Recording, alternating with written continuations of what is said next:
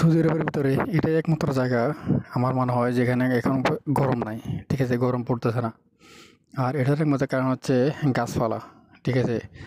রোদ কিন্তু পড়তেছে ঠিকই, কিন্তু গাছের কারণে নিচে পড়তেছে না। এই যে দেখেন, অন্যদিকে কিন্তু অন্যদিকে তাকাইলে কিন্তু দেখা যাচ্ছে রোদ কি গরম পড়তেছে, ঠিক আছে?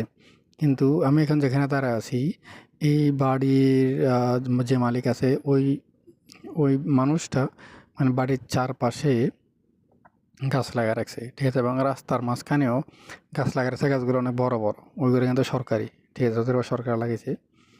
তো যার কারণে এই জায়গাটাতে কিন্তু দাঁড়িয়ে খুব শান্তি লাগতেছে আমার কাছে। প্রকৃতিটা খুব সুন্দর লাগতেছে।